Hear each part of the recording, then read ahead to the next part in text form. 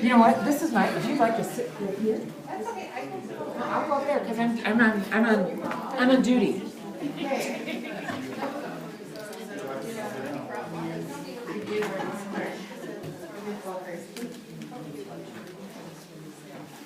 Well, I think we'll get started. Welcome, cybersecurity. If you're in the room, that's what you're in for today. The other session is public facilitation and engagement next door. I am honored and thankful that a friend and colleague from our region, Terry Arcanian, who's the Chippewa County IT Director, is here today to talk to us about cybersecurity. For those, I was just sharing with him, for those of you that remember 2 years ago when we did this, the first time we had somebody talk about cybersecurity kind of at a lunch, maybe our general speaker at lunch or before lunch, something like that. And it kind of whet our appetite for what we need to know. And I think it was, prompted a lot of questions, I think, from the administration side about what we should be thinking about, what we should be doing. And I think this is kind of the next level. I talked to Terry quite a bit about, like we're interested in practical to-dos, what should we be really paying attention to, what are steps, what are resources. He's going to share with us today about a lot of that. He also knows we've had a lot of conversations at the local level. He's been a great advocate for just our office, and I've picked his brain millions of times because as small public agencies, we don't have our own IT people. I don't know what we need to know, and so I've relied on some people in our region who are the experts, and Terry's been one of those people. He's been very, very helpful.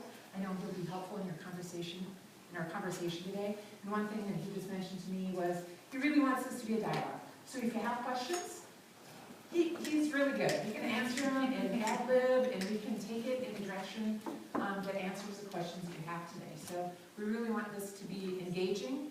So ask at any time. I may try to call out some topics because I know, at least at executive directors, I know we've had conversations about things. So I may seed some questions here and there depending on where the conversation goes. But with that, Terry, thank you for coming. Thanks, Don. So, like Don said, let me kind of just introduce myself real quick and give you a little bit of my background. I came out of high school. I was a competitive speaker, competitive debater. I was actually on track to go to college, get my poli-sci degree, go into law. And January of my senior year, as I was receiving letters for scholarships and acceptance letters for colleges, my economics teacher required us, as part of our graduation requirement, to job shadow. And I picked out the most prominent attorney in this little small town of 10,000 people in the middle of Oregon. Went to work with him when he went to work in the morning, went home when he went home, and after about 60 hours of working with this guy for 5 days, at the end of the day on Friday, he said, "What do you want out of life?" I said, "I want this." And he said, "Do you want a family?" "Well, yeah, of course." And he said, "Then you don't want this." And he said, "I have 2 ex-wives and 3 kids that I barely see." And he said, "You can be a mediocre attorney and make a mediocre wage with a great family, but if you want to be an attorney because of the financial side, if you want to be a big-time attorney, you're not going to have a family." And it scared the crap out of me. And the reason I bring that up is I ended up here on accident, but it's been a great journey. So I jumped ship, turned down all the college applications, went to an Air Force recruiter, and I said, "Give me anything to get me out of here as soon as I can." And he looked at all of my grades, top 5% of the class, and he said, "You'd be a great truck driver," because they were short, and I drove truck. I drove truck and supplies for the Air Force for 4 years. I did a couple of stints in Desert Storm, and after doing that for 4 years and having an absolute blast, I realized I do not want to work outside for the rest of my life. So I cross-trained, went into budget and accounting, started doing some budget analysis, got my accounting degree, and realized I hated accounting. And that was in 1993, and we were still printing our accounting forms, our end of month and end of year accounting forms on green bar Some of you guys remember this. Green bar, 11 by 17 paper, stacks this big every month, right? I was the new guy in Montana when I showed up, and they said, we don't have time to talk to you right now, go play with that computer thing, it's brand new. And it was a 286 sitting in a corner, and within a couple of months I figured out how to connect it to the mainframe, started downloading the spreadsheets. At that time we were using Enable, if you guys remember the old DOS Enable spreadsheet program. And from there, everything was hands-on at that point. And I started traveling around. I did some time on the Pacific Rim in Guam, Hawaii. And I started training finance and accounting offices how to network their computers, how to automate spreadsheets. And I was traveling all the time. I was ready to get out of the military because I was traveling. I had a couple of toddler kids and decided this is just not a great family life. I got a phone call from somebody in Denver, and they said, look, we want you to come to Denver and do this Air Force-wide, potentially military-wide. You will not move again. So the guy they told me that was going to be my supervisor, I was excited. They were willing to give me an automatic promotion, move me to Denver. I'd never have to move again. I called my buddy who was going to be my supervisor. I said, Ray, this sounds fantastic.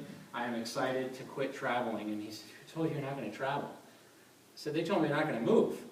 And he said, yeah, you're not going to move, but we're going to be on the road 8 months out of the year. So I got out. From there, I traveled around the private sector in the Oregon area, because that's where I was from. And about 12, 13 years ago, something like that, maybe a little bit less, no, 2010. 2010, my wife and I noticed that my daughter was having some fairly significant mental health and learning disability challenges. We were alone in Oregon at that time. My family had left. Her family was from Minnesota. And my mother-in-law decided to start sending me job applications for anything within the area she wanted a family. This is a regional recruitment strategy? Yeah. Forget rural. This is no lie. We came on a family vacation in July of 2010 to Big Stone Lake, where my in-laws had retired in Ortonville. And I remember making the comment to my wife in front of, well, within earshot of my mother-in-law. I said, man, it is just too bad that such a small town like this doesn't have jobs for people like me. And I didn't know this, but my mother-in-law's radar was wide open. Before the plane landed in Oregon, I had newspaper clippings, I had job applications, and keep in mind, I was working big IT. I was working for a company that was half owned by Cargill. I was managing 10 different locations across 4 states, and she was sending me pictures of newspaper articles for jobs. I hadn't looked at a newspaper and I don't even know how long. Big Stone County at the time did not have a technology department. They decided they wanted to create one because they had been working with 3 or 4 different contractors, and they started having some problems in Big Stone County, some real security problems. So I did everything wrong. The newspaper article said, contact this agency. This was the job description, and I'm like, that's dumb. So I looked up in the yellow pages what the county seat was, called the office, started asking around, found an HR person, and said, look, is it worth my time to apply? I was an arrogant jerk, I'll be really honest. I didn't want to apply. It was 40% cut in pay, 60% cut in pay, and I just wanted to tell my wife that it's just not going to work out. I applied, I got the job, we sold everything, we drove across the country, and we started our life in Ortonville, and I gotta say, I absolutely loved it. It brought me back to being a little kid where I grew up on a farm. I grew up in a small town. I remember the first day we showed up on November 8th. November 9th was a Saturday. I went outside to walk my dog. It was 8:30 in the morning on a Saturday morning. It was a crisp November day, and I remember pointing my BlackBerry down Main Street. There wasn't a single car. There wasn't a business open. And I sent a picture to all of my colleagues and said, what did I just do? I would never go back. I would never go back. I spent about 8 years in Big Stone. and an opportunity popped up to move over to Chippewa County. They were having some technology challenges, and I wasn't looking to move. We had bought a small little hobby farm in Madison, so I didn't want to move my family. It was a great opportunity to basically just transfer my commute. So I've been in Chippewa County, which is in Montevideo, for just about 4 months. So that's kind of my background. So I love to have fun when I talk. I want this to be interactive. Some of the things that I've done, I've only been in the public sector since 2010, so that was quite an adjustment. So you guys, what's nice about talking to you guys in this environment is you work in both worlds. So you do a lot of work in the private sector as a liaison to the public sector. So it's a great environment for me to be able to relate to both sides of that world. But I'm really looking for dynamic here. Not only do I work for Chippewa County, but I sit on the board for the Minnesota Counties IT Leadership Association, which is an affiliate of AMC. I was just asked to sit on the NACO, so the National Association of Counties, one of their tech advisories. I like to get involved. I love the small town. I like the small IT world. But what keeps me kind of connected and my brain going is being involved in other stuff where I deal with colleagues. And that's why I enjoy working with people like Dawn and reaching out and helping them, because it gives me another challenge. So at the end of this, I am going to pass out my card, and you guys are welcome to contact me. I can't promise a ton of time, but I'll try to get back to you and at least give you some answers or resources or something like that. So if I miss something today or 3 months from now, you're like, man, what did that guy, what can I, just send me an email, and I'll reach back out. I'll do the best I can to try to help. So the next Pearl Harbor that we confront could very well be a cyber attack. I don't think any of you are going to be surprised to realize that FEMA, Department of Homeland Security, CIA, FBI, any national emergency organization at this point considers cyber attacks as the next big disaster that could shut us down. Whether it's war, whether it's from an outside agency, whether it's or an outside country, but your county emergency management directors, your city emergency management directors, many of them probably have worked with Homeland Security or FEMA to try to develop a cybersecurity outage plan, and it's that big of a deal. I read an article a couple of months ago that the Department of Energy, I believe it was going backwards on their, try to reword this correctly, they were going backwards on their approach with technology, that instead of trying to create smart grid technology for our country's power grid, they were taking a step backwards and taking the power grid off the grid. Because they realized that our power grid is too big of a national security hole to keep it connected to the internet, and their best approach right now is to disconnect it from the internet until they can figure out a better way to manage it.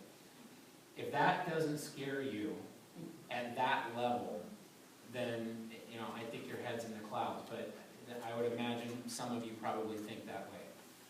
So, like I said, today I want today to really be a conversation. This is probably something, I don't know how many of you have seen this, but what you think I do, what my mom thinks I do, what my auditor thinks I do, clearly, and my commissioners, and then what I'm actually doing. The delicate balance of what we do in IT, especially in the public sector, it's incredible. We are fighting battles.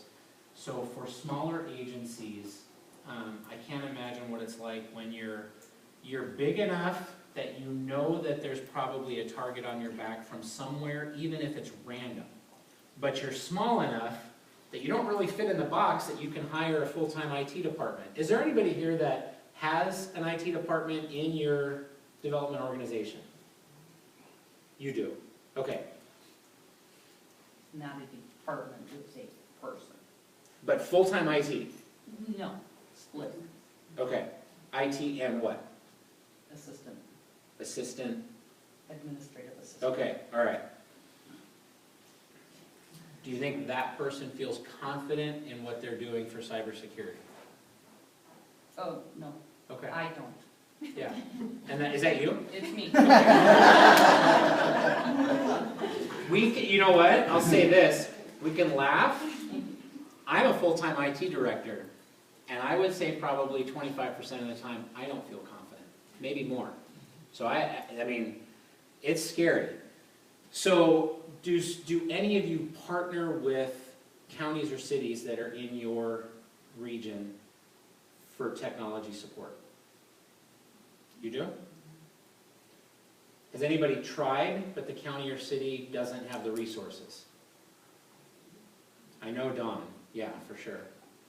Is that, so the rest of you, do you guys contract? Or is it just, I hope it works. So you're contracting with private sector somewhere within, okay. Yes. Okay, what's that? It's, we contract and we hope it works. Yeah. Yeah. So when you contract, there's absolutely nothing wrong with that. I'm not gonna, this is not gonna be you need a full-time IT person. I don't think that's reasonable. But for those of you that contract, do you feel confident or even, let's just say comfortable, that your IT contractor has a decent handle on public sector technology rules? Public sector compliance, data retention, yeah, mixed bag. It is a different world. I came out of like I told you, I came out of the private sector, I jumped into Big Stone County, and I spent about a year and a half basically rebuilding from the ground up. And after about a year, things were humming nice and smooth. No problems, users felt comfortable, very stable. About 6 months later, maybe a year later, mind you, I had no predecessor. I'd never been in the public sector before. About 6 months to a year later, somewhere in there, I got this obscure document that came through the mail that talked about government compliance. I went to my auditor and I said, what is this? What? And all of a sudden this whole new world opened up, and I had to spend the next 2 years trying to take apart and fix everything I had put together to become government compliant. Because it's complicated, right? So, anybody in the room, when you signed up for this, because as I looked at what I was competing against, I thought it was unfair. I've got a room full of people that talk to other rooms full of people all the time, and my counterpart session is facilitation. I thought for sure this would be me and Dawn just sitting down and So there's enough That would of be you. very beneficial to me. Yeah, I'm sure, very much so. So there's a reason some of you are in this room. So tell me, what are you hoping to get out of today? Talk to me. Okay, so nothing personal, but the people that were asking which room to go to, and we said we were going to cyber, they went, ugh. They went down. I would like a shift in that conception that it's gonna happen, either it's gonna happen anyway, so what's the point? Or I don't know enough about it to prevent it. So somehow to make it fun and friendly and effective. Good. We don't know, so I think just getting some sort of information about next steps to address cybersecurity for small-scale organizations with limited budgets is what I want out. Limited budgets. My thing was 2 years ago, we had this same breakout session, and a guy from the state was here saying that Minnesota, the state of Minnesota, wasn't on 24/7 manning of the system. I mean, there was nobody there. Basically, they closed the office at 5 o'clock, and nothing happened overnight until people came back in during the next day. So I thought if the state of Minnesota can't afford to do this, we're in deep doo-doo. Now, I will say, on the state's behalf, they have changed some of that process, and there are people that are on all the time now, but they've also done a lot of automation that creates alerts when there are security events. So Minnesota has gotten tremendously better at kind of taking a look at this. And my other concern was just a couple of months ago, a couple of my staff received a phishing email. Mhm. It was a pretty elaborate one, pretty decent one. And we, a couple of us recognized it for what it was, but then it got in our email address box and it went around to executive directors Yeah. and other people amongst our network in the state. And that scares the hell out of me because not everybody sees it for what it is. Mhm. You kind of have to recognize it, so. But they're getting better and better. Usually there's misspellings or usually there's something that gives it away, but this one was pretty good. It's interesting to realize the amount of junk mail or phishing mail or the amount of that you get, that sometimes you think, who falls for this? Enough people fall for it that they're making enough money to hire that many people in technologies to keep doing it and getting better. Right? They got into our email and sent out an email from him to all of us. Right. And it's like, I mean, when I first saw it, I'm like, oh, why is Campbell talking about? How many of you have received an email from yourself? Yeah. Yeah, so have I. Okay. Anybody in this room, either personally or at work, fallen victim to some type of security event like this? Okay? Was it expensive? Did anybody was it expensive to fix? Yes? Okay. More time consuming than expensive, so if you put the time, Staff hours. yeah. Yep. How about lost sleep? Maybe it didn't cost you a lot of money, but how much sleep did you lose in the future over that one? Right. I just always think if a swine would work as hard at a real job as they do at trying to screw people. They probably got a lot of money. That's their real job, right? That is their job. Yeah, I don't disagree. So we're here in a work environment, and all of you are representing your particular agency, but how often do you think about cybersecurity at home in relation to at work? Do you think about it that way? Be honest, do you? Does anybody not? No? That's fair. It is very fair. Okay? Shift that thought process. One of the things that we're going to talk about as we get a little deeper in here is you're very used to hearing the word cybersecurity. Has anybody heard the term cyber hygiene? Yes? Okay, we're going to talk about cyber hygiene. Okay? Cybersecurity to cyber hygiene, there is a subtle difference, but it's a difference. And I think cyber hygiene is, if we can get you in this room to embrace the idea of cyber hygiene, we're going to talk about that with some practical tips. I think it'll shift your mentality, and it'll also help create some buy-in from some of your staff and even family members. Because let's be honest, if you have a significant person in your life, a spouse, a partner, a child, and they have ever sent you an email to work, or they've ever used your work computer because it just happens to be in the car when you guys go on a trip, what are the odds that they get hacked and it gets passed on to you? And then you're at work. Or do you ever check your personal email on your work computer? Those two blend over. There's nothing wrong with doing that, but your worlds blend over, and I think we forget. So we're going to talk about cyber hygiene as a concept that shifts the mentality. How real is the threat? I won't go through all of these, but this is just the last couple of years. Several different county, city agencies that I plucked out of the news over the last few years. And the scary thing about this, what's scary about this is just what's been reported in the public media. So one of the things that's interesting about hacking events or cybersecurity events in the public sector is you're only required to report if you want to.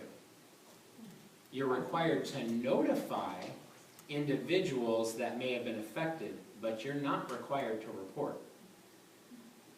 So there are some instances, there's one in here that's kind of an interesting one. The city of Minneapolis in 2018, they would not be happy. Is there anybody here from city of Minneapolis? It's okay if you are. They did not report on their incident, but their minor incident is what infected Hennepin County, Ramsey County, and Dakota County. And they opted to not report because it was a couple of employee email boxes that were hacked. There was no citizen data that actually got leaked as a breach, but because a couple of their employees were hacked, it got into their inbox, it sent that to Hennepin, Ramsey, and Dakota, several other counties as well. But city of Minneapolis ended up being ground zero, but they didn't report it. And I'm not trying to pick on them. They didn't have to. But it's just something to keep your mind wrapped around, that when you go back to your agency, you may think to yourself, we're in Appleton, Minnesota. Who cares about my GIS data in Appleton, Minnesota? Really?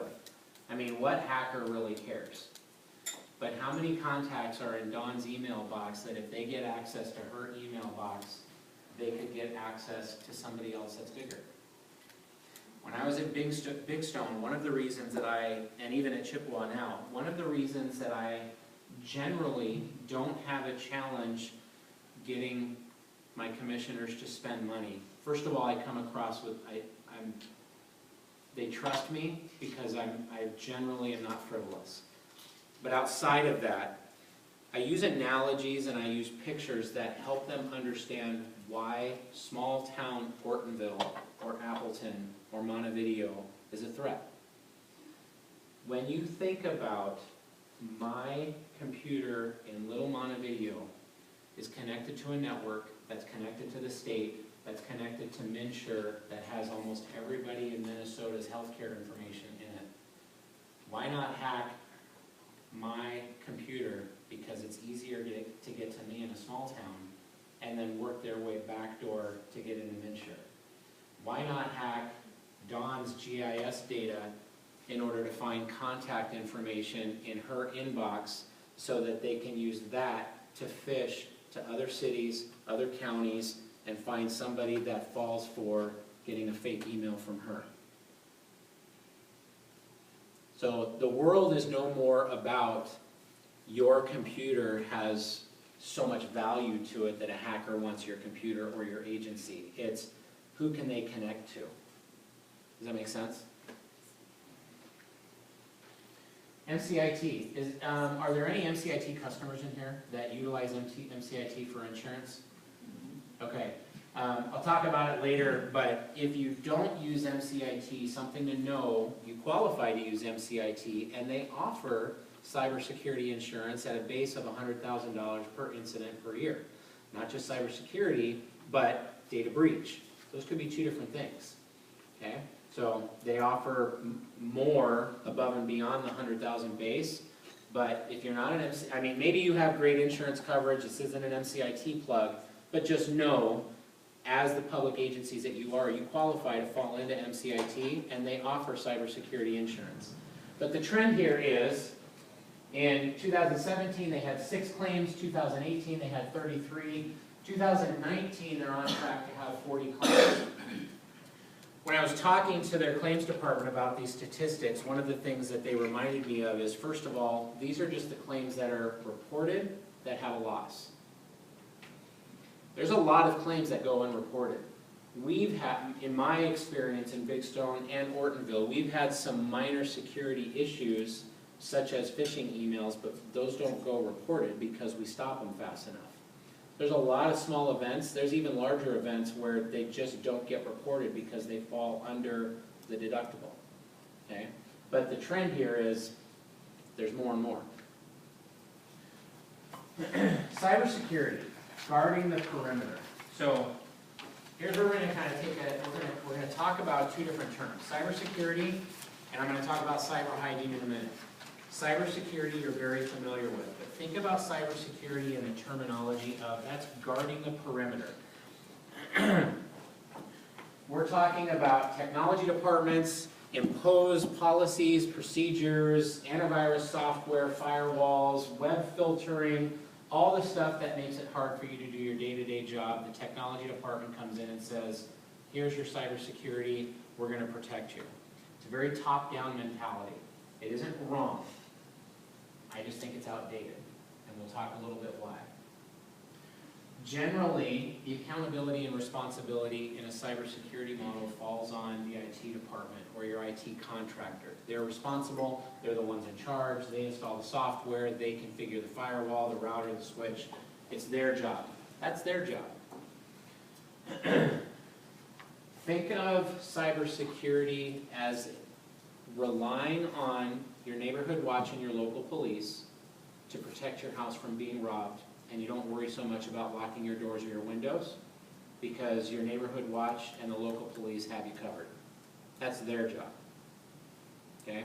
Sounds goofy, but I want you to think in those terms, because as we shift a little bit, I think it's going to help you kind of wrap your head around how you, in a practical sense, can just make some mentality shifts to really help your apartments. So who's the real threat? Real quick video here. This is from a movie. I'll give credit where credit's due. This is a little clip from a movie called Black Hat. It's a hacker movie, but it's really good. So it's not just for nerds.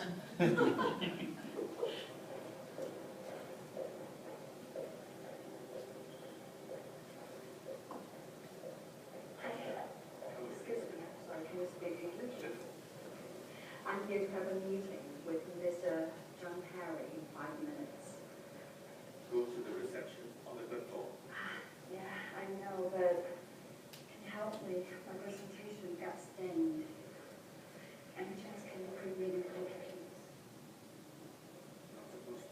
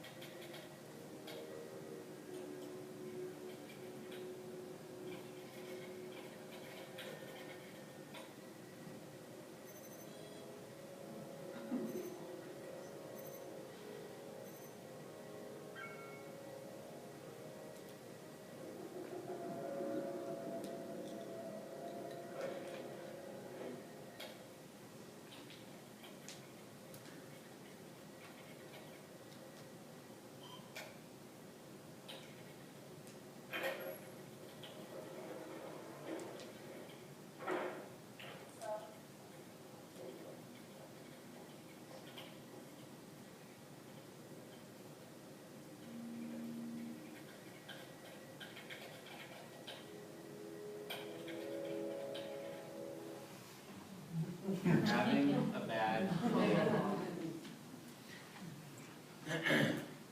Very Hollywood. But how many of you have ever had a vendor, contractor, a presenter walk in and say, I didn't bring my laptop, can you just load this? And you take their USB and you stick it in your computer. By the way, in full disclosure, when Terry walked in, the first thing I said is, it's my laptop set up here, do you want to just plug in your jump drive? Very first thing I asked him. How about this? How many of you have been to a trade show, a conference, where vendors have a nice table full of jump drives with their logo on them and you pick one up? Has anybody done it? Yeah. Was it clean? Do you know? It seems far-fetched, but this is very real. This is very, very real. Okay? So who's the threat? Who was the threat in this? You can blame the hacker. Can you check that drive, or once you insert it, you've got it? Once you insert it, it's there. So that's where the cybersecurity model So cyber hygiene is knowing I can't take your USB. The accountability's on you. Cybersecurity is you screwed up as the end user, and now the technology department better have something in place that it checks that drive or doesn't even allow the drive to begin with. Now in your world, you have to have USB drives. They have to be able to function because that's what you do every day. You're moving data all the time, presenting. So some technology departments will disable USB drives. That's not going to work in your world. So you need to have something in place that when you do stick that in there, it gets checked. Right? But it's a real world. I mean, it really is. Okay? There was a case, I think this was 2 years ago, where an entire shipment of drives from, it was a name brand company, and I don't remember who it was, so I don't want to name the wrong company. But an entire shipment of drives, USB drives from overseas, huge numbers were infected. So,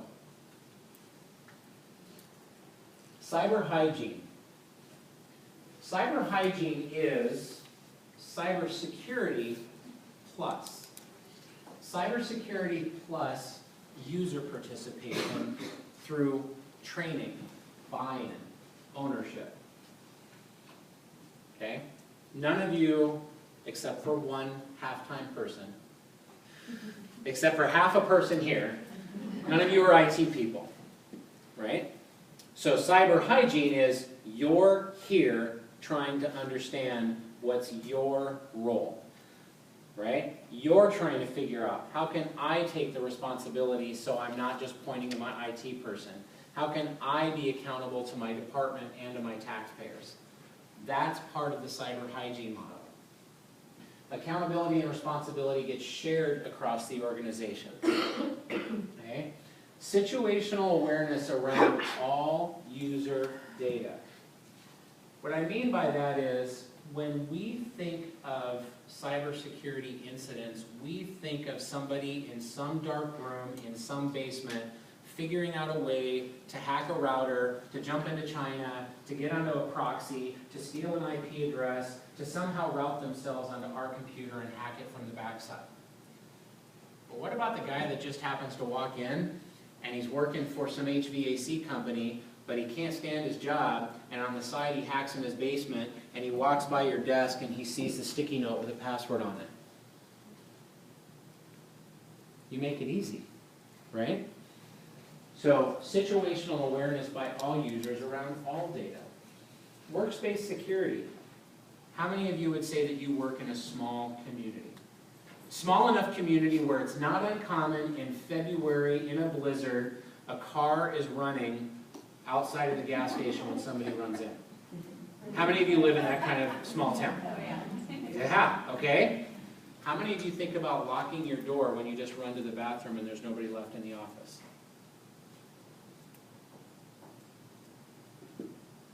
You've got all of this digital material sitting in your office and you think, I'm just going to run to the bathroom. It only takes one person to walk in and stick a USB drive in. You wouldn't even know it's there for how long? Cyber hygiene is understanding that your entire workspace environment is vulnerable, not just your keyboard. And it sounds like a pain. It really does. I'm the ding that walks around my county. I'm not kidding. People can't stand it when I do this. I just did it the other day. I walked into an office, I was helping somebody with their computer, and they left. And when they left, I was done. So I walked out, and I locked the door and closed it. And 5 minutes later, that person came tracking me down because I wasn't in my office, and they're like, you locked me out. So don't you have your keys? You left. No, I always leave my door open. Maybe you shouldn't. You know, because when I walked out, I locked their computer, but there were 2 other computers that were on and open to email. So if I would have just walked out and left the door open, now I have 2 public resources open to email. Anybody could have walked in. I don't know how long they're going to be gone. That's cyber hygiene. Having that kind of awareness. When you walk away from your computer, you lock it. It's not as convenient, but does it really make sense? Yeah? Something as simple as I brought this up a little bit earlier. So I would imagine the large majority of you, if not all of you, spend a lot of your time working away from your desk in an office. Is that a fair assumption? Okay? Which means your laptop is with you at home. You're working on the kitchen table sometimes. You go on vacation with your family. Your laptop's with you. You do a little bit of work. How often do you just tell your kids, yeah, I don't care, check your email? Right? What are they looking at? Are they checking their Facebook on your work phone? Are they safe? Make sense? Okay? Cyber hygiene would be, instead of relying on the neighborhood watch and the local police, you actually lock your doors, you lock your windows, and you train your teenage kids who's responsible to come in the house and be left alone or not. You can lock your door, you can lock your windows, but when your teenage kid comes home after school and they've got their brand new friend that they haven't met before, I mean, how do you feel about that? It sounds almost paranoid. It sounds almost militant. Unfortunately, that's part of the world that we live in. You know, I'm not trying to paint this picture that you have to shut your world down and make it complicated to do your job. But generally, closing the lid on your laptop when you walk away to go to the restroom or to go to the break room, it only takes you 10 to 15 seconds to lift the lid and sign back in. Okay? It sounds inconvenient, but it's not. Okay? Build buy-in and ownership. Yeah, any questions so far on that? Comments, questions? Yeah. When you were talking about the crossing over the email, I was wondering about, I have work and personal email on my phone. Is that the same concept? Can be. Yeah. I'm going to talk about it a little bit later, but do you use, are you using an Apple or Android type of phone? Apple? Okay. Do you use your out-of-the-box general Apple, what comes with your iPhone email client, and your email goes into that? Or do you use an Outlook client? I have no idea. Okay. I usually reply. I mean, you know, I don't usually create, it's usually replying, so I don't know what's interfacing. Okay. That's not uncommon, it's not bad, don't feel bad. Ask those questions. It's a very common thing that people do with their mobile device, and I'll talk about it a little bit later. So is Outlook more secure? It can be. But they blend, They can.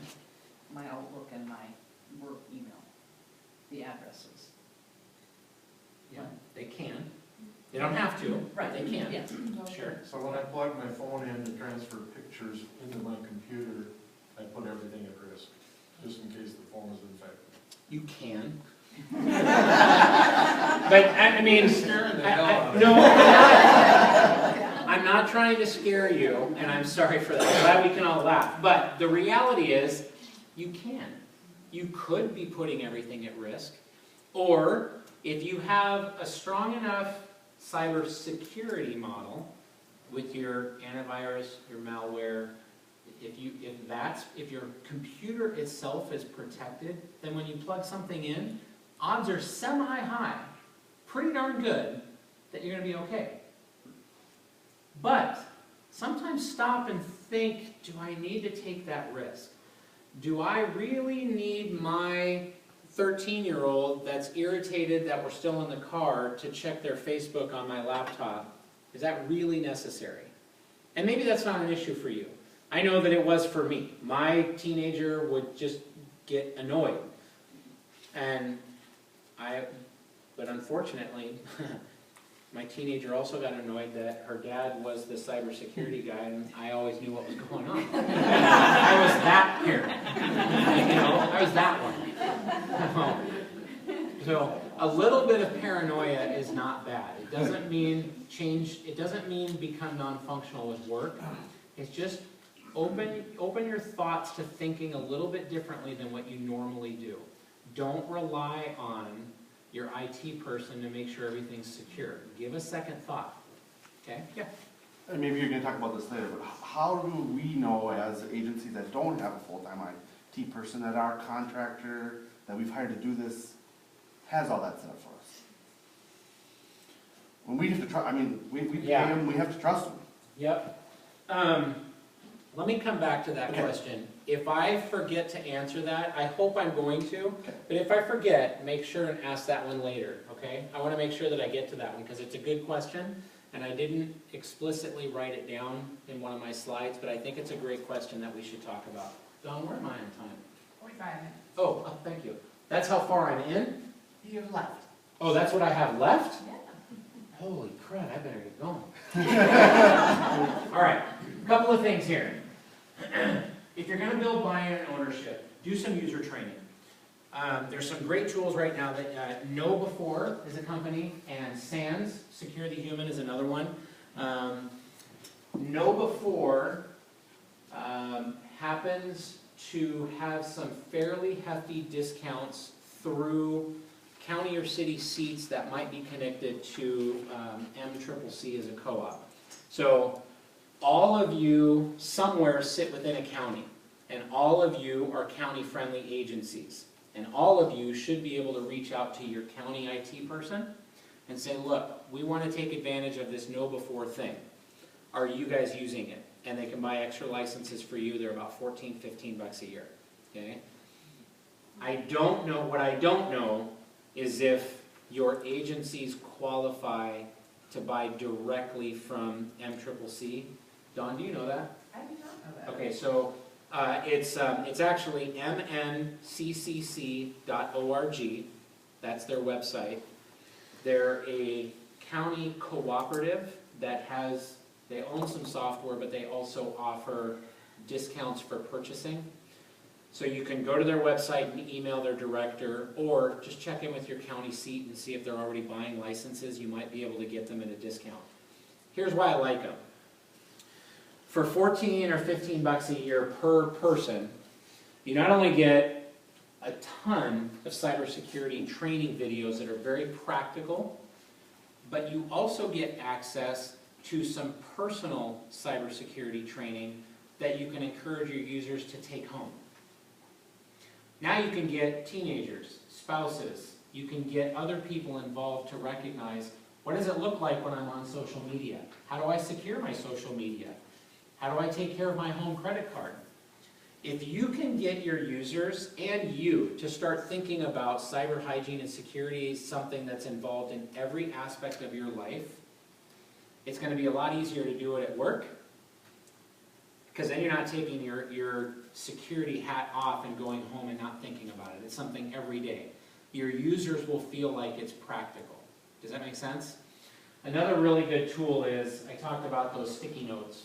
Like, you know, how many of you have that sticky note or that little spiral notebook in your top right drawer that's got all your passwords? Yeah? You? That's my left drawer. Okay, left drawer, right? Okay. You'd be shocked how many times I can walk into an office and within seconds find somebody's password book or spreadsheet.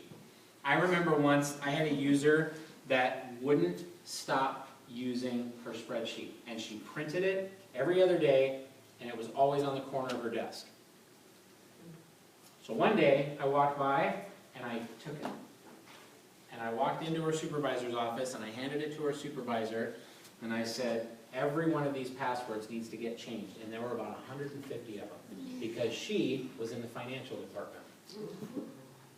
And it was a huge deal. I was not on that person's Christmas card list. Okay, but this person had access to MNsure on the backside. This person had access to a lot of financial data. Okay? Using a password manager. They make these electronic password managers. KeePass happens to be free. LastPass and 1Password has some free versions, but they're somewhat limited. As an agency, they're fairly inexpensive, but these are basically electronic, encrypted, digital password keepers.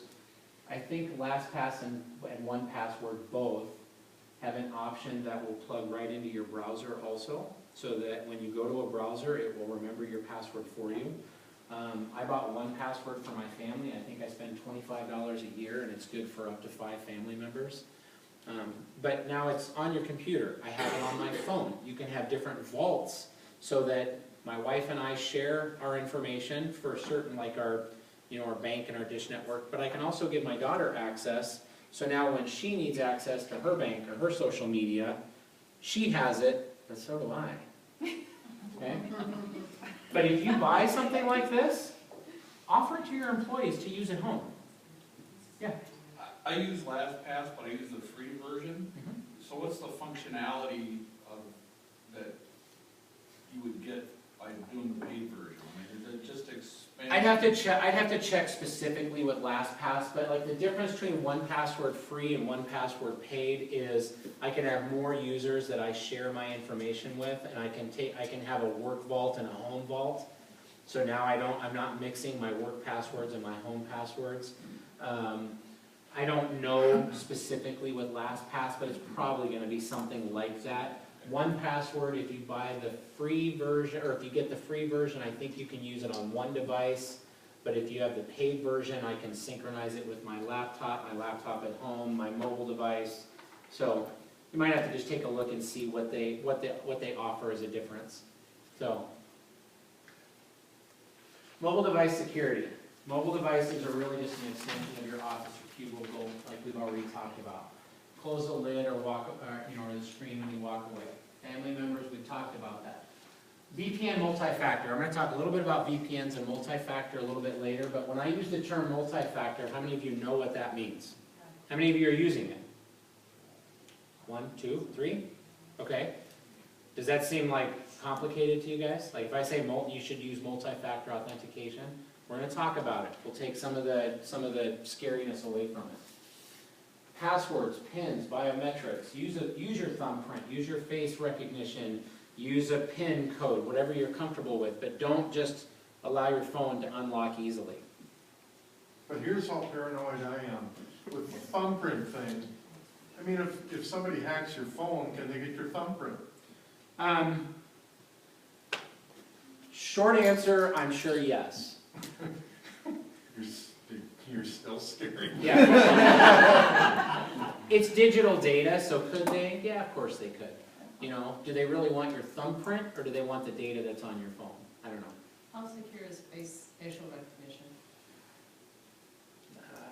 From what I've read, it's pretty secure. I guess that comes down to the tinfoil hat. Do you want your face? Do you want Apple to have the recognition of your face? I don't know. I don't know. Some people worry about that. Some people don't. How secure is it? I've heard it's pretty good. I haven't heard anything where it's been hacked, like the facial recognition.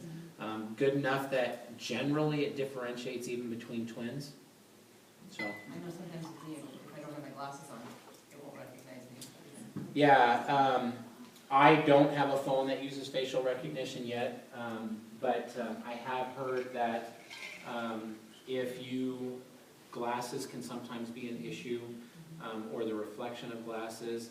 I've also heard if you have facial hair and then you remove your facial hair, that can be sometimes an issue. So maybe you have 2 different ways to get into your phone, a PIN and face, right? Passphrases, okay? I'm going to make sure that this slide presentation gets to Dawn, because the sheet that I gave you, you really can't see this on the sheet that I gave you, but I'm going to go to an example of that.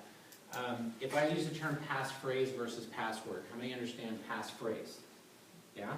Okay, are you using passphrases? Okay, here's your normal password. I work in Chippewa County, so you can tell that I used 8 characters, 1 uppercase, 1 lowercase, 1 digit, 1 symbol. I spelled Chippewa, easy for me to remember. How long would it take for somebody to crack it if they had my device in their hand? If they weren't connected to the internet and they still had my device. Or, the most secure that gives me is if the only way they can get to my account is online and they don't have the physical device. That's kind of secure. 2,000 years, right? Okay? But most of you and most IT departments, and this is something that me and other IT directors go back and forth on. This is the common standard. 8 characters, 1 upper, 1 lower, 1 number, 1 special, right? Here's a passphrase. Super easy to remember. My dog spot is number 1. I remember in Big Stone, we went from 8 characters and we changed our policy and said 14 character minimum password. You should have seen the users' faces. How am I going to remember 14 characters? Well, it's not too hard to remember my dog spot, right? But look at the difference. This is a super common sentence. Don't use this one, but it is common. But look at how long it would take to hack. It's not hard to remember. I love my husband, Jim.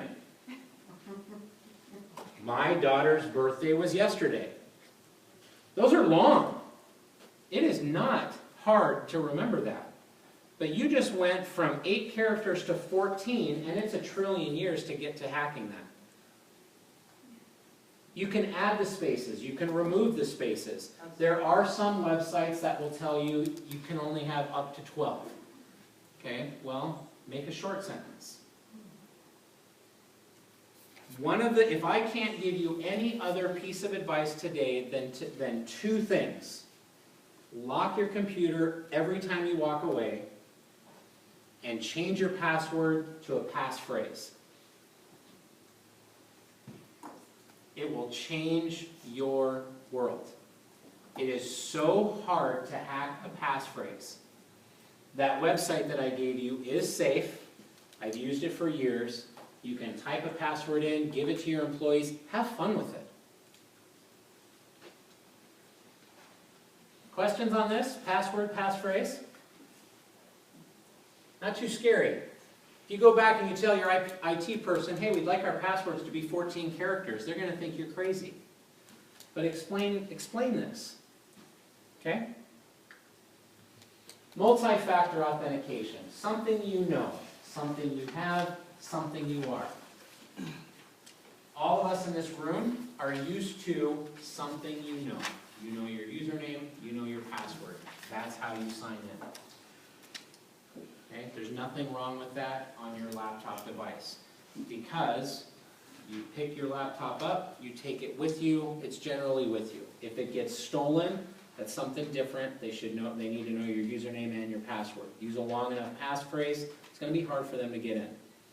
But when you start talking about accessing data remotely from your office or accessing your email through a website, a VPN is nothing more than I have a client on my computer, I want to get back to my office resource, it creates a secure connection between me and my office. We'll talk a little bit about those. But in doing that, multi-factor authentication says, when I go to Outlook.office365.com, I need to know my username. I need to know my password. Now, how often do you save password in your browser? Stop it. Stop it. Stop it. Do not save your password in your browser. I would encourage you to not even save your username in your browser. But when you save your password in your browser, if somebody has your laptop, guess what they can get into? Everything. Okay? But your username, you type your password in. The next thing that would happen in multi-factor is something you have, your mobile phone, gets a text message or has a pop-up screen that you have to put a fingerprint into or gets a phone call. So something you are is you have to confirm with your fingerprint, Face ID, a PIN number that you physically type in, a text message, or you answer the phone. Yeah? So what about like Google, if you save your passwords in Google? You have to be signed into that. I would not. Yeah. My rule of thumb is do not save a password in your web browser, period. Period. You don't do it. You just don't do it. Now, I've done it, but don't. It's just, I mean, no, really, don't. It is not good. Okay? Office 365 offers this right out of the box. G Suite, if you don't use Office, but you use Google instead of Microsoft, they offer it right out of the box. So if you're an Office 365 customer, if you're a Google customer, they offer multi-factor authentication. So I'm not going to get into the technical weeds with you guys, but here, Matt, to answer one of your questions, ask your IT people about this. If they don't understand, you may want to recheck and rethink who your IT people are. Okay? These are very simple things to set up, and it's free if you're using one of the two biggest cloud resources out there that are secure, Office and Google. Okay? Back up your data. All right. How often should you back up your data? Anyone? How often do you think you should back it up? Daily? Weekly? Hourly? How often do you back your data up? Huh? Always. Okay? What do you mean by that? Because if it's on the cloud like SharePoint, it's backed up regularly on its, they do it, our IT department does. Is it?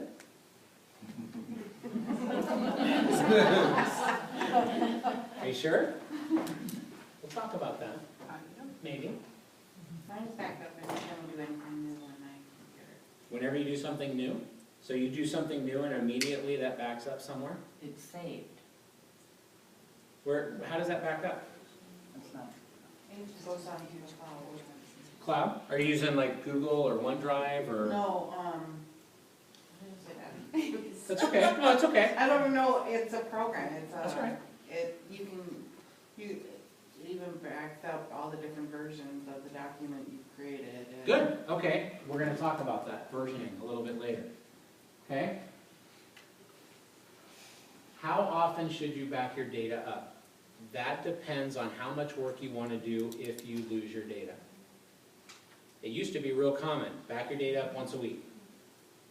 How many of you want to recreate a week's worth of work? Then it became, do it every night. Do you really want to go through and recover 8 to 10 hours worth of work in a given day? So I can tell you that my strategy at work, we back up all working files every 2 hours. Every 2 hours, anything that has changed on our network during business hours, so business hours for us, I know people show up around 7 o'clock or around 6 o'clock in the morning, so I start my backups at 7 and I have 2 different servers and they offset every hour. So every 2 hours, I have servers backing up until 6 o'clock at night. So if something happened and we had a disaster, I could recover back 2 hours at the most. Okay? And you'd be surprised how little data gets used every 2 hours. It doesn't really consume that much space. So when you want to talk to your IT people about backup strategies, pull this slide out. What data should you back up? Anything that changes. Is cloud data a reliable backup solution? Some people think yes. We'll talk about it a little bit later. Where should your backup be stored? Somewhere else, right? 2 places maybe? And then test your backup regularly. If you don't have an IT person in your office, my suggestion to you, practical tip, somebody in your office other than your IT person should be getting a notification every time a backup is successful and every time a backup fails. Don't rely on your IT person for that one if they're not full-time staff.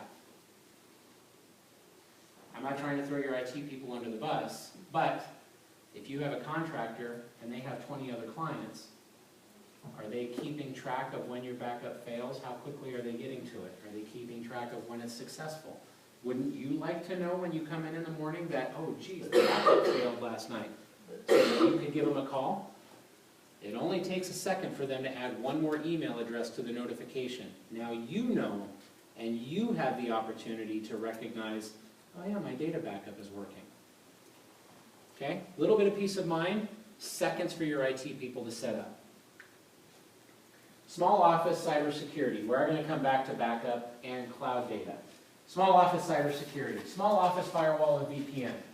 Protects access to your on-site data, servers, resources. You can get something for starting under $200. Any major brand offers them. Antivirus software. You can get a third-party antivirus software, there's nothing wrong with them. There's a lot of good ones out there. Norton, Sophos, Barracuda, Viper, McAfee, there's a lot of them. What's interesting, 2018, 2019, if you have Windows 10 Professional or Windows 10 Enterprise, Windows 10 Defender has ranked in the top 5 by multiple independent labs as one of the best antivirus softwares for the last 2 years. And it comes with Windows 10 Professional or Enterprise. Okay? Now, it doesn't mean having a third party is bad. It just means it's perfectly acceptable. So if you have an IT person that says it's built in, they're not wrong. Okay? No matter what you use, make sure that it keeps updated frequently. Email cloud data protection. If you're using anything cloud related, SharePoint, Office 365, G Suite, Google Drive, OneDrive, your major brands, Office, Google. Is there anybody here that's using something that's not Microsoft or not Google? Is there anybody here, how many people in the room are using Office 365 or Google G Suite? Is there anybody not? Let me do it that way. Anybody not? So, everybody here? Okay, great. Office 365 and G Suite both offer some great base level built-in data protection for your files that you store and your email that comes through. Okay? If you don't already know this, here's a question to ask your IT people. Are you using Office 365 or Google Suite's government cloud? There's 2 reasons for this. Okay? The first reason, it's less expensive. Not by much, but every little bit counts. Okay? It's less expensive. Number 2, Microsoft and Google have both guaranteed that if you are using their Google Cloud product, it's no different than the business model. It's the same product.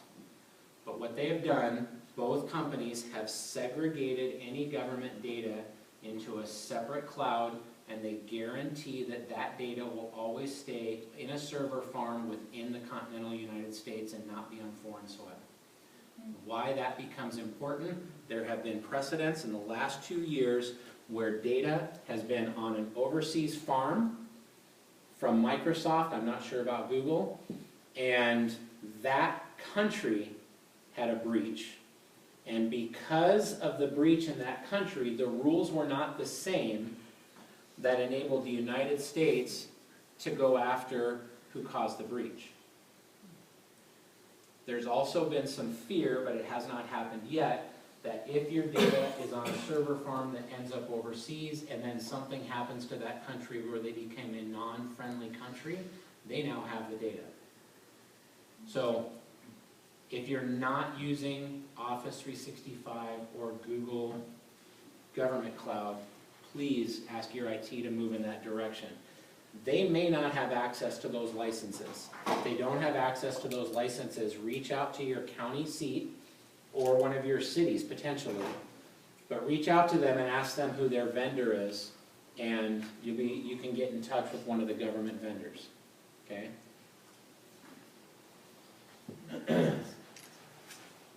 Both of these companies offer, for a little bit of an add-on, some advanced security, and I would suggest that you just kind of take a look into it. One of the things, I'm not super familiar with the G Suite, but one of the nice things about Office 365 Advanced Security, I think it costs an extra $3 a month per user. But when you send an email or receive an email, it will actually go into your email, and if you have an attachment or a link, it will dive as deep as it can to check the link under a link under a link, or it will open a Word document and check the links within a Word document to make sure they're safe for you. That's not their base package. They call that Advanced Threat Protection with Office 365, and it's either $2 or $3 extra per user per month. but it's a great tool. Data storage, all right. So in-office shared storage, I'm gonna give you some name brands, and the reason I'm gonna give those to you, yeah, go ahead. I was just curious, if you're using a cloud storage that's not Google or Microsoft, would you say they're secure, or No. is there differences in Absolutely that? not.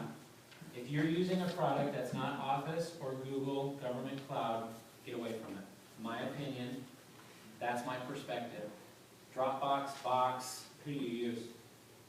I think for the most part, we use, well, I mean, we have Office 365, but I was just wondering, we kind of been playing around with potentially using this project management software that's called Basecamp, and I know they offer cloud storage, Okay. but I don't know if that goes All right. for something else, or if it's, Yeah, no, let me take a step back then, Kate, 'cause that's a really good point. Amazon also has a government cloud storage.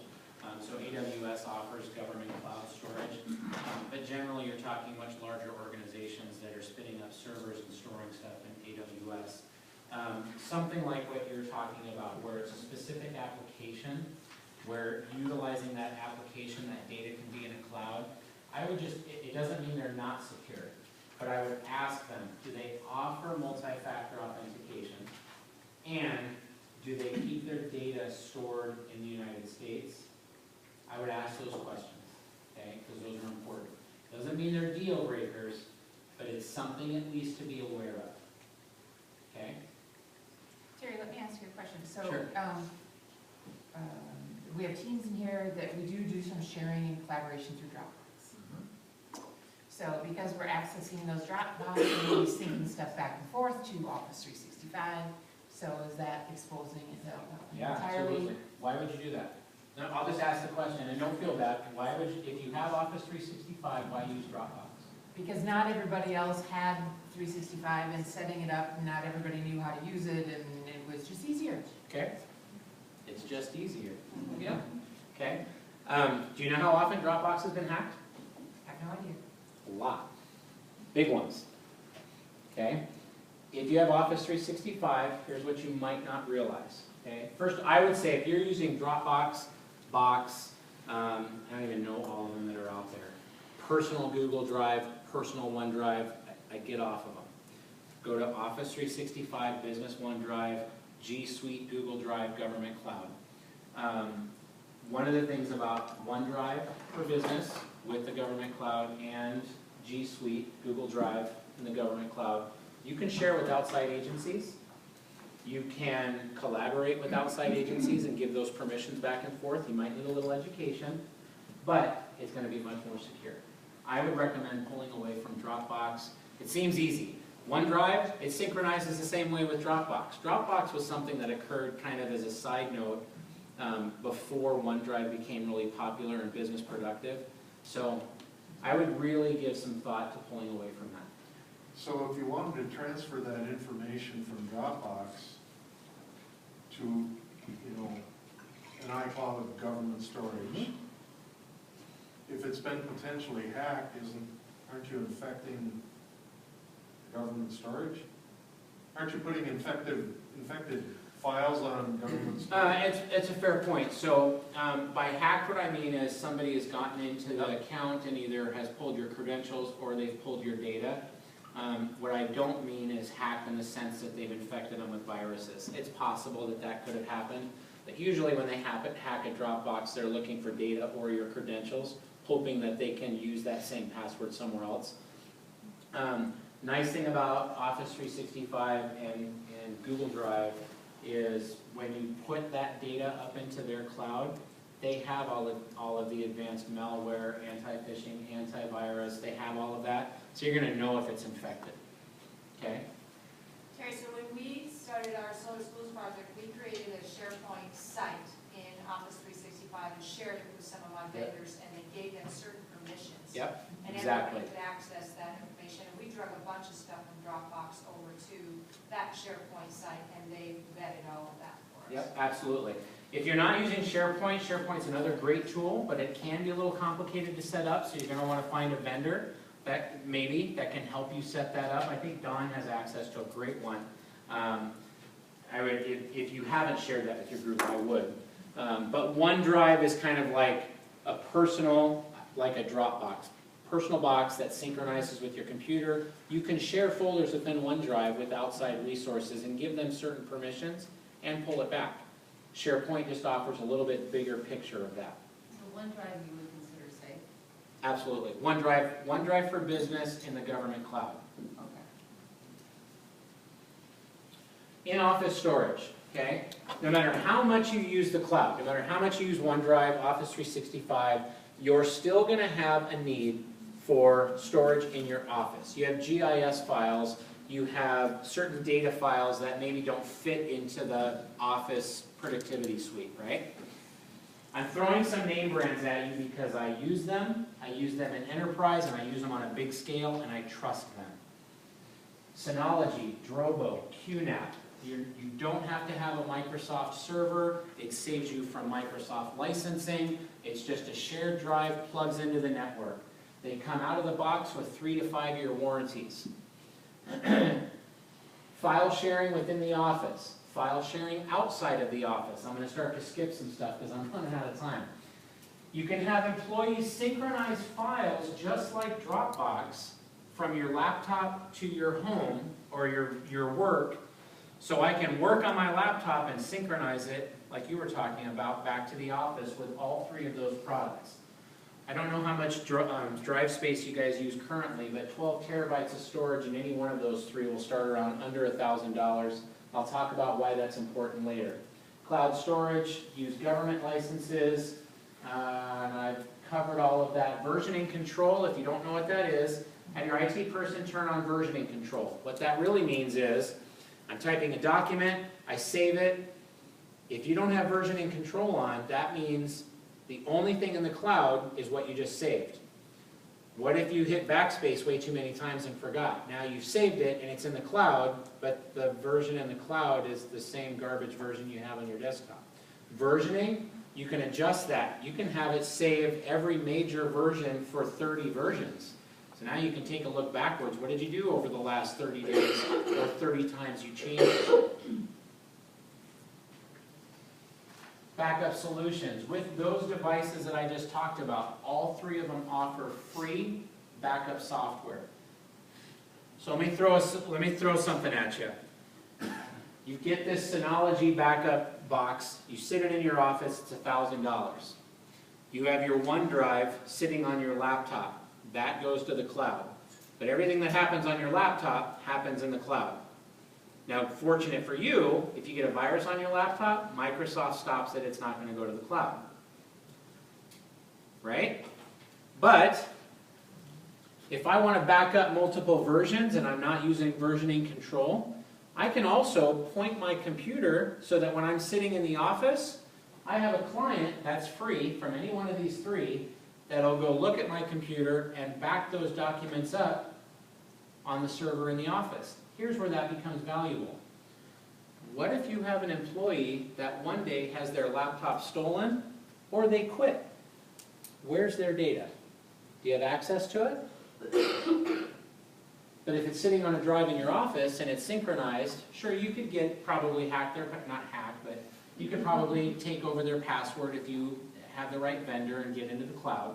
But it's just an extra tool there. What's also great about all 3 of these, you can buy 2 duplicate devices, back everything up inside your office, have all of your user files inside of your office, share them within your office. All of them come with cloud software that you can access them outside of your office. But if you buy a second one, you could partner one of your city or county data centers, and they come with software that's right out of the box free, and you can synchronize all of that backup data to a data center somewhere else. Now you have 2 different copies. One gets hacked, you've got the other one, right? You just turn on synchronize at night only. And we talked about, so I don't know about Drobo and QNAP, but what I do know is Synology will offer free, if you buy one of their devices, they have software that you can download that will go out to the Microsoft cloud and back up that data locally. Here's where that becomes important. Microsoft will tell you if you look close enough. They do not back up your data. It is replicated to different servers, but they have had outages before And they have told customers that some of their data was lost. Just keep that in mind. Simple office solutions. I'm going to get you this slide, but really what I came up with is very simple firewall, know before training, Office 365 cloud, a couple of in-office storage devices for backup. You have a full solution right here. I'm running really short on time and I want to have some time for questions. This slide, Dawn will have access to it and send it to all of you. This is a starting point right here for conversations with your IT contractors. Okay? So, when you talk to your IT contractors, what I would suggest is show them some of this simple stuff. Can we do some of these things? Do you already do some of these things? Are you comfortable with these things? Talk to them.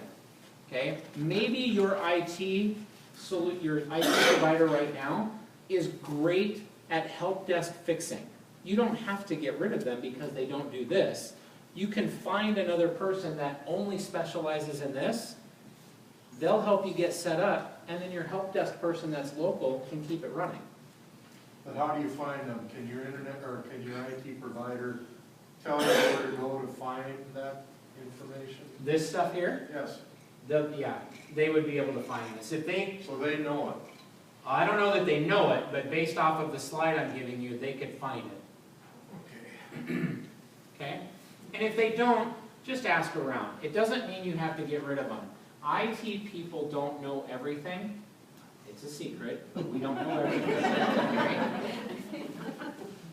But if you bring them ideas and you talk to them about partnering, generally they're not going to be offended. And if they are, you may want to rethink that partnership. Well, I don't want to go back and bug my pal from Chippewa County, so I want to know something. I'm going to give you my contact info, and you can email me. I can't come and do work for all of you, but I can point you in the right direction. Sir? We do a fair share of contractual work with external partners, where it's essential that the code runs before they have access to the data. What do you recommend? Is it OneNote? Is that the best way to work with them? OneNote is an option, OneDrive, and sharing a file within OneDrive with them, or SharePoint. Or if you don't use Office, if you don't use Microsoft, use Google, same concept. But you can put those files in the government cloud, and you can give them permission to share and collaborate. Okay? That's perfectly acceptable and safe.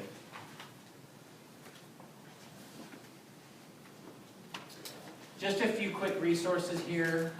Again, the slide will give you a little bit better visual on the hyperlinks, but remember that MCIT offers additional coverage above the 100,000. If you're not using MCIT, I'd suggest you reach out. Their coverage is great, and it's a great place to start. And my guess is most of you probably don't need more than that 100,000. So check with MCIT. If you don't know how to contact them, does everybody know how to contact MCIT? Okay, good. MCIT does have a couple of online resources, whether you use them or not. They just published, I think it's a 90-page document, tips on cybersecurity. They have some quick training documents that you can pull down and pass around your staff, I think in PDF and Word format. FCC has some stuff. I put you guys in small business category, even though you're public agencies, you really, really operate like small businesses in my experience. So think of yourselves as small businesses, but you have to stay compliant with your data retention, okay?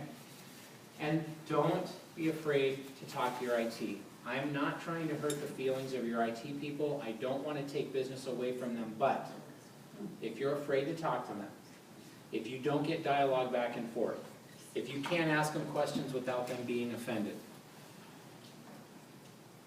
I would suggest you rethink that relationship. Okay? Cyber hygiene means you have to have accountability and responsibility yourself. You cannot rely on them. 100%. I mean, you have to rely on them, but I mean, that came out wrong, but does that make some sense? If you don't feel comfortable talking to them, and they're not comfortable hearing some of your ideas, think that through a little bit. Something might, you know, that's an unfortunate relationship, but it's your data, right? It's kind of like those commercials that have come out recently about Just Okay. Don't accept Just Okay. If you go to the brake shop and your brakes are not acting right and they're kind of goofy, and the person that looks at your brakes gets offended because you suggest that your brakes might be bad, are you gonna go back to that mechanic, or are you gonna find somebody that's willing to take the tires off and take a look at your brakes? Okay? I've got business cards. I'm just gonna pass a stack of them around. Just take one, take two. If there's not enough, I've got more, but feel free to reach out. Yes, ma'am? Okay, so we just recently started replacing laptops because of Windows 10. Okay. Deadline coming up. Yeah. We use NetExtender. Great. Work from home. Yeah. It's great, we love it, it works. But now that we've upgraded the computers, the way we log in has changed. It says go to safety or go forward. Why? You can't even go to safety, that just bothers me. And they say, I've talked to the IT people, they said, no, you've got a really strong firewall and NetExtender is very safe. Okay. So why do we have that? Yeah. Go back to safety. Without looking at it, I'm not 100% positive, but I think I know what's happening. I can't remember if it was last year or earlier this year. There's a new essential standard to going to a website. How often do you go to a website? You're used to http://whatever. Okay? Well, there's become a new standard that it better say https://. Okay? Now, if it doesn't mean the site is bad. It just means that there isn't a verified security certificate on that site.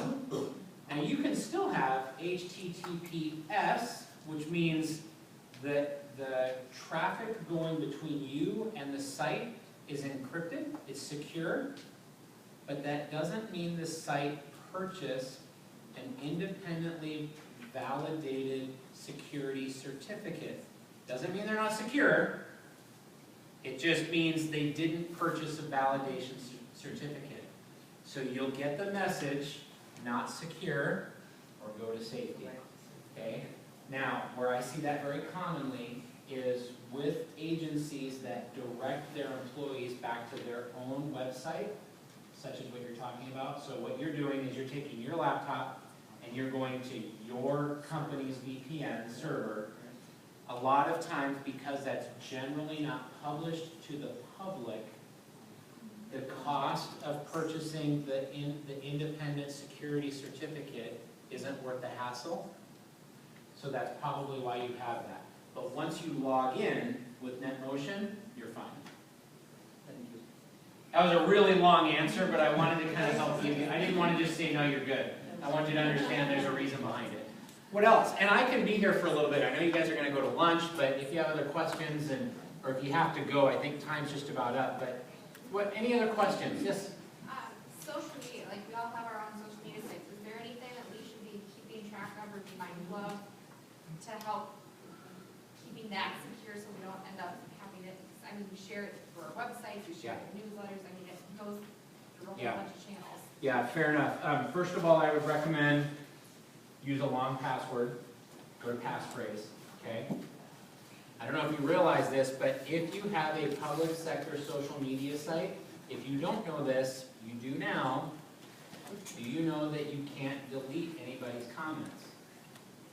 Okay, so if somebody posts something that you don't like, you can't delete it. You're not allowed to. You have to retain it.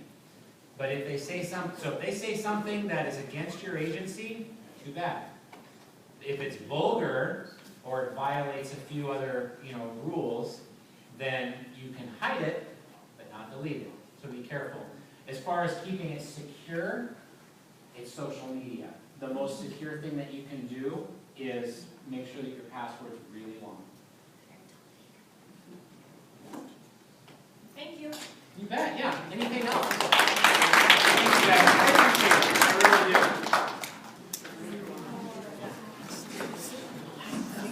That was thrown in the back. Yeah, that's kind of what happened. So good.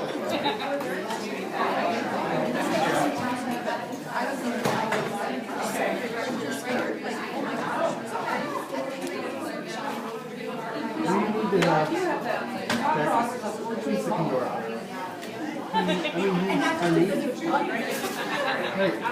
No, he needs to come and have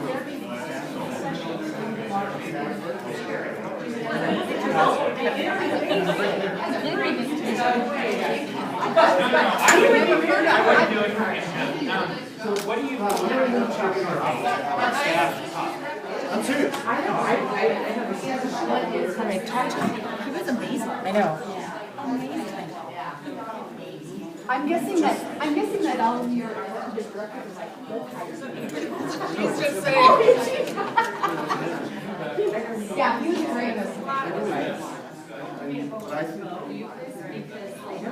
not that I'm saying that it's very good. We've had a number of conversations, actually, he and John have been. I'll tell you what, why don't we do that?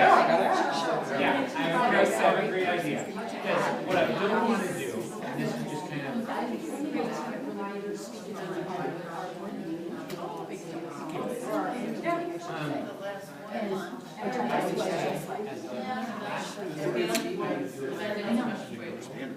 Well, in why? Not like, oh, I hope this thing to that thing, to this, and I put the board with you, but why? And I should within. Why? Can we get on? Cybersecurity. Let's do it. Well, that's like she said. Shame on anybody who doesn't. He doesn't need security. Yeah, it was What I would just not take money. I would come as a representative of. You're welcome to, but there's two different, I have, actually I kind of have three different hats, but two really decent official hats that I could do this with. I could do this as Chippewa County with Landon Foundation, right? Because we benefit from them. Right. I just think that They will. He was one of our very first MERP demonstration projects, and he just started. I want money, I've got to hire this guy. I should have put that in. Don't forget to ask him a question. I know Jerry, but, and I'm pretty sure, I was hoping more people would be like, I would hope. Who was that? That would help other people, because he's actually nice. Yeah, I don't know. I've had him and our IT So person that say, at okay. county or, So I have county. The thing And about, then that, you know, which we benefit from. Landon. Yeah. the last cyber we had 2 years ago was, it was scary, but it wasn't. No, that's NATO's national. Yeah. Yeah, so I could also fit into that kind of hat. And the reason I say that is, since pulling away from big county IT, or big IT, I've tried to really minimize how much, like, I do side work, because it becomes very all-consuming.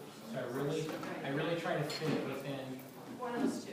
one of those two. So I'll get some money for Bill, and you figure out where it goes, or if I do a donation, I don't care, just figure that out. I mean, AMC knows what. Use it, just do some. But I want a use videographer. I'll Use pay it a for the videographer. catering and a videographer, you know, Yeah, the videographer will need a couple $1,000, and I want to do it. do you know somebody? Okay.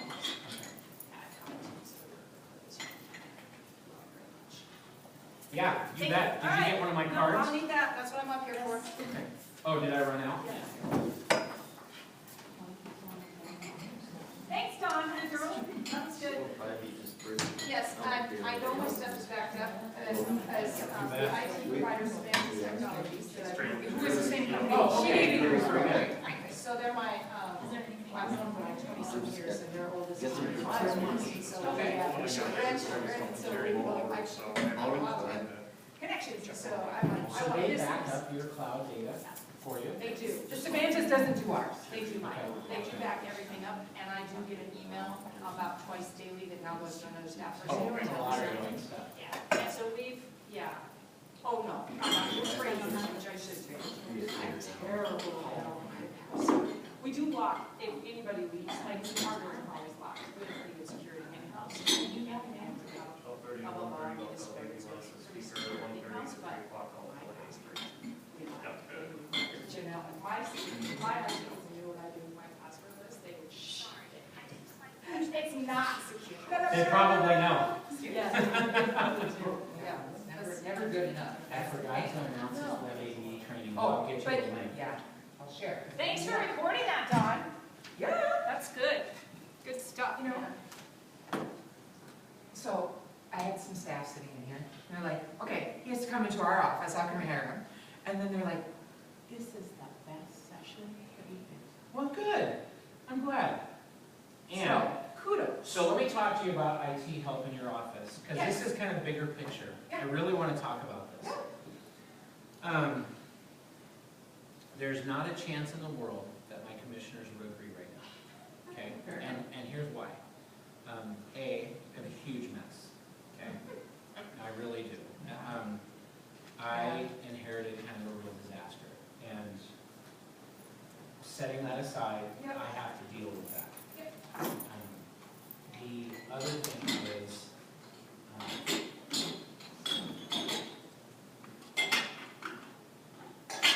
well, actually, there isn't another thing. That's really it. Well, yeah, It's yeah, just, you got work to do. it's just that. And that's probably gonna be a good 12 to 15 months before I feel stable. I already had Monty PD who's asked us if we would take them under the fold. You know, they have somebody, but we do a lot of work for their squads already. And, you know, basically, the commissioner's like, well, how much time do you think it would take? And then one of the department heads said, absolutely not. I've got projects that are open and you haven't done them yet. When those are done, we'll talk. And I was like, that's fair, it's fair. So, Opportunity after here's, casting, though. no, here's where I would kind of put that back to you as something we can think about. And I talked to Monty PD about this. The idea of me going from, Matt, don't run too far. If you have a question, I can. I was gonna talk to Dawn. Okay. I work for Dawn, so. Oh, okay. So, Oh, everything great. you're telling her, she'll tell me later. Oh, fantastic. So- Okay, all right. Where I can see opportunity is, it's me plus one. We are at a real borderline, kind of like Big Stone was, where one person wasn't enough, but two is almost too many. Two is not quite enough, but three is almost too many. But if we did three, and we took care of Monty PD, and we helped RDC, oh, yeah, you bet.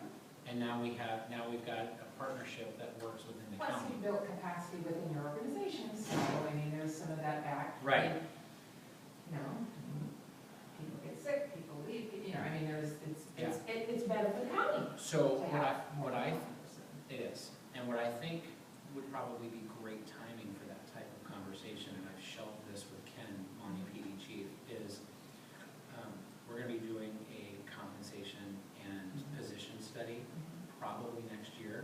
Michelle May's been gathering data on Because that. all other counties have been pushing on Right. this. The same thing. And that's gonna be a great opportunity to have that discussion of how can we be a little bit more holistic from a county perspective, because I'm all about it.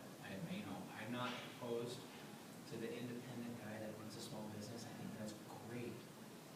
There's some different stuff in county government that we can help each other out. Agreed. And I don't have to do everything, but maybe there's some pieces that we can support, you know? Maybe we could back your data up into our data center and then it's just there. Well, and it's just like we were talking about, you know, you talk, at NACO, you know, you go to some of these places and they have like all these people who specialize in this tiny little Oh, sliver yeah. of a slice of pie, right? Well, the reason they can do that is that they have enough demand and enough, enough money, right? Yeah. And enough issues and enough demand to pay for all of that. So, I mean, it is a way to build capacity, and the issues are, again, I mean, we Federated has been a great partner for us. I'm so thankful that we were able to find them, you know, as an option. But there are things that, you know, John will tell us, like when we were going into this whole Office 365 thing, he said, you know, we're using it in our office, but we don't know how to design. I mean, you know, we're the technical guys, we're not the kind of the theory set up, like how should we organize it? Yeah. You know, so we don't understand. No, I all agree, that. and I was So- upfront with you with Big Stone, I'm the same way. I'm not the SharePoint designer, it's just not me. Yeah. You know, some of the bigger counties, you know, like Homestead County, they've got a SharePoint designer. And that was the one presentation that was amazing at our last conference, but, yeah, so, I'm all about it. You know I am. Well, and I was there at Big Stone. Right, and I'm always looking for opportunities to collaborate, and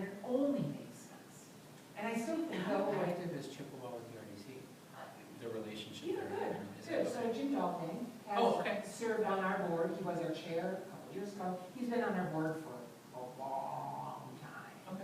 We also have worked a lot with Matt Gilbertson, sits on one of our committees.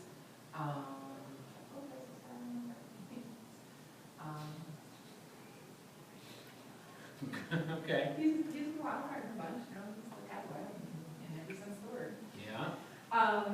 You know, been speaking with David Leeser a lot lately about some housing stuff, Jay Norton a lot about some of the broadband stuff. Okay, good. Really, the broadband thing is the piece in Chippewa County that I like Madison County. I mean, I think this mid-continent, you know, main line going out Canyon, they're gonna be wireless, and I'm like, oh, problem is solved, and then like, wait and see. Yeah. You know, I mean, you're not having to put any money into it, so, I mean, it's great for you. I think it's the best thing since sliced bread, because they haven't had to, you know, make any, and no doubt it's gonna improve, you know, but it's like Chippewa County, I know there's been conversations, but there's been this kind of, you know, I really just haven't seen. I couldn't sink my time into it this year. I know, I mean, but those are some of the bigger things that, you know, we've been connecting with the county and talking about and trying to advocate for, but, you know, we got along. You gotta find who's the champion. Yeah, and So- the thing that, one of the things that I've really enjoyed about Chippewa, just the short time I've been there, they're extremely supportive. The department heads, I would say as an overall rule, with maybe one or two exceptions, are really excited about change and progression. And the commissioners are really supportive of my outside involvement, Yeah. you know. And And I think some of that is because I show a lot of productivity, even despite I do this kind of stuff. Right. So it's not like, Yeah, they don't feel like they're getting shorted No, because they're out of the office right, doing something no, else. exactly. And I bring a lot of That's value trust. back. But when I interviewed, I was very upfront. I said, this is who I am. And if you need a county leader across the board, Yeah. and you want, and you bring me on, I'm not gonna be an IT technical person. I can do that, but I'm gonna be county leader, Minnesota leader, I need to be involved in that. Well, And if and- that's not what you want, Right, then don't bring me on. Yeah. But they were really supportive of that. and that idea. was one of the things, I mean, I think, you know, Michelle reached out to me when they were interviewing. Okay. You know, and that's one of the things I said that, you know, Terry's been, you know, tremendously helpful, you know, on being a leader, I mean, in Big Stone County and advancing some things. He's been a great advocate to have, you know, and, you know, just for our agency's work, and, you know, I mean, he's just taking that kind of role and new things. Michelle and I work together really well. That you have, so Yeah, that's great. we think alike in that kind of way, so. Yeah, and that's been a good addition too, to Chippewa County. Oh, yeah, and Derek Olson, Yeah. very much so. I want to ask you a question, but I think it applies to all of us. So when I work remotely, this is, I don't bring a personal laptop, or a work laptop home. I remote right from my home computer. Okay. And John at Federated has set up a, I don't know my term now. When I first started remoting, I would go to our company website and remote it that way. You know, just open a browser. Now I have a link, a shortcut On that's, your desktop, and it's, at home. but it's not, it doesn't bring me to the browser login, it's VPNing in, or what would it be? Could be. Yeah. Okay, so what do I need to do at home on my computer to make that as secure as possible? Should I be logging, I mean, it just sits on my Which comes back to the conversation we were just having, right, about, Well, upgrading. laptops and I mean, computer replacements. Yeah. I don't remote a ton, but I mean, so it sits there. But everybody else in your My house. house uses that computer. I mean, I don't have kids, my wife, my little kids don't yet, not old enough, but. Here's the risk with that. When you're connecting. And he's our financial. Yes, guy. I'm the Keep financial in person. mind. So here's the risk. When you connect to this VPN, okay, the communication between your computer and work is encrypted. So what that means is, if somebody is sitting in your driveway and has access to your Wi-Fi, they're not going to see the traffic because it's encrypted. if somebody in the middle of that has hacked something in the middle of those two, they won't see what you're doing because it's encrypted. So that traffic is encrypted. But if your home computer is hacked or infected, that just means the hacker is now working over an encrypted connection. So my opinion of that would be your home computer needs to be treated exactly the same as a work computer, and whatever security measures you're using for antivirus and security policies needs to be on your home computer, or the RDC needs to up its dues a little bit and get a laptop. Okay, so but when you and I had this conversation, so is me with the laptop walking out of my office, that's got all our wouldn't have our financial data on it, but access to it, is that any safer? Well, because then I'm the only one using it, but. So a couple of things that I didn't talk about is if you have Windows 10, okay, and you go with a long passphrase, so that every time you close the lid, every time the screensaver comes on, every time you're not sitting in front of it, you have to type my dog spotted #1, right? Okay, that's great security. The second thing, I should have brought this up. Windows 10 comes with hard drive encryption. That's great, BitLocker. So you turn BitLocker on, and what that means is somebody steals your computer and they don't know your password. They can't take that hard drive out and plug it into another computer and read everything because the data is encrypted and it requires your password that takes 18 trillion years to get to. Sure. So that's BitLocker. Okay? So then you can have data on your laptop, you're fine. So we use BitLocker for our squad laptops, for our family service worker laptops, and those are HIPAA, criminal justice. Sure. Yeah. So maybe I am one of the people that needs a laptop. You know, you ask me, my computer works fine. There's nothing to be I don't have any problems. I might want to pick his brain when we get to this migration to Office 365, because me and the accounting software and the data, you know this, I've been a little easy about it. Maybe more so on making sure it's going to work.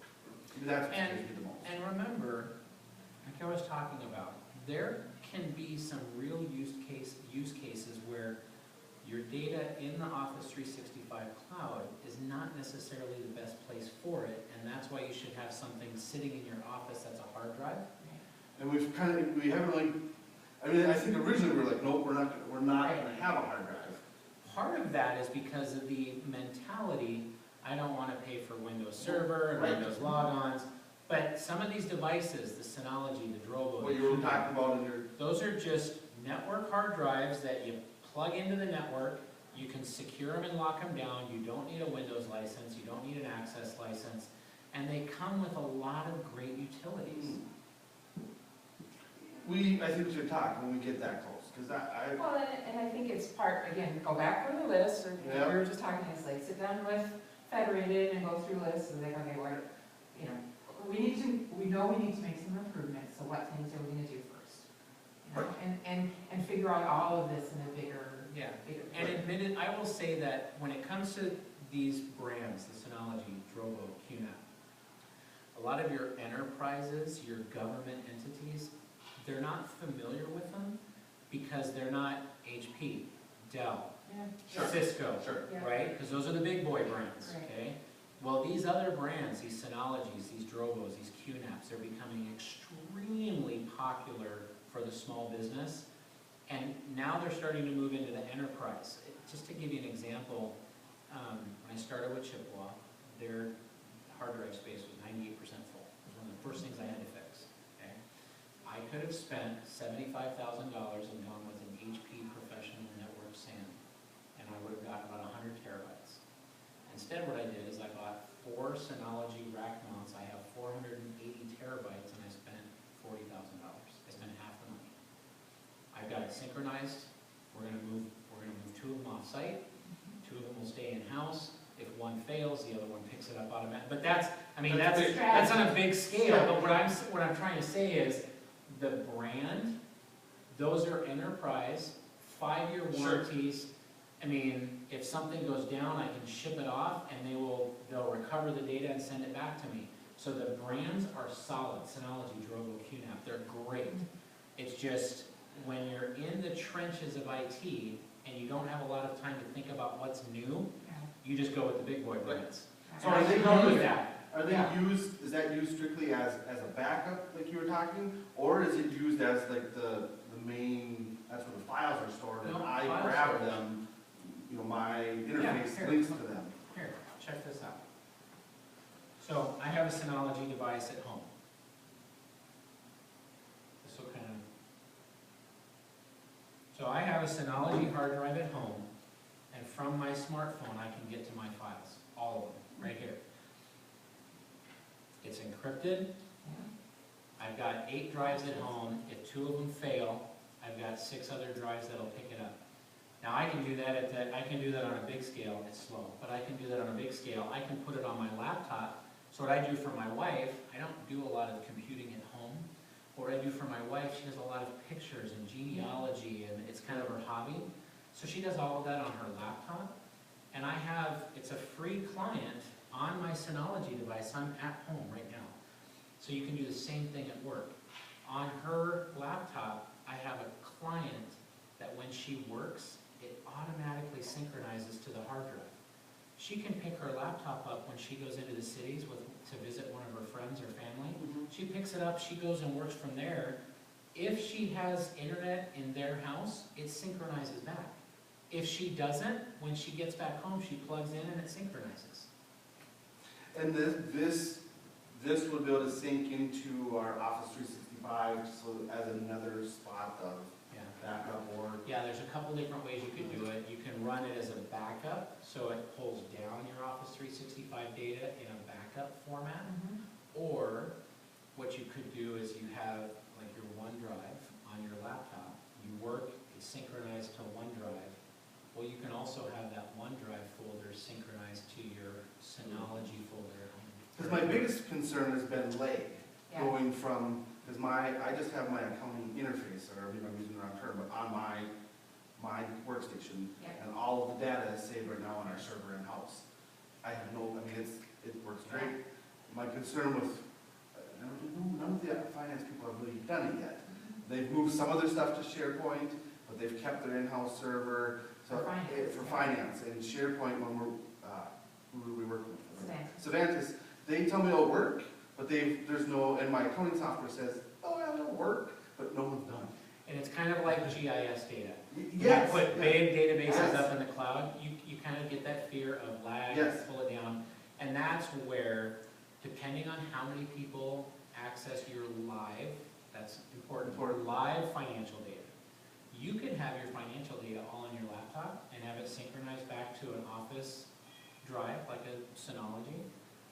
And it's on your laptop, it's live, you edit it, you change it. It synchronizes back, right, to the Office, or when you pick up and you go back to the Office, then it synchronizes. That's the live data. But she could be in the office and she could access whatever is on that drive and just not edit that data, right? It sounds like we have some options if it doesn't work, or maybe even some options we should maybe look at before. Right, because I think for our, I mean, it was finance, it was our Creative Suite stuff, and it was GIS. But maybe where my finance is a little different, the Creative Suite stuff and the GIS, I feel like that's access, everybody can access that, or from the office. Where my finance is, it's just me. Well, I take it back, Jackie. So there's 2 people that log into that tap the data. Well, and Laura for RLSS. Yeah. So. No. Okay, well, I will. So, no, it's okay, there's some options.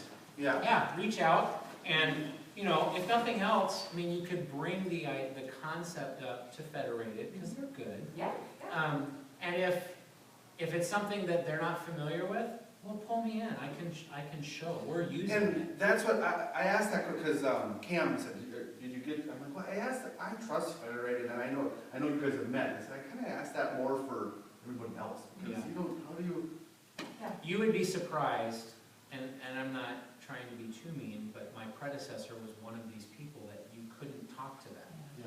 And when you talk to that person or ask questions, they make you feel bad, or there's Yeah, a control, totally. there's a control piece to it. Well, nice to meet you. Nice to meet you. Don talks about you highly all the time, I've just never met you, so, nice to meet you. Thank you. No, That was, only laughing about that. And You're probably still recording too. no, it's off, that's turned off, but I can turn it off now. Off.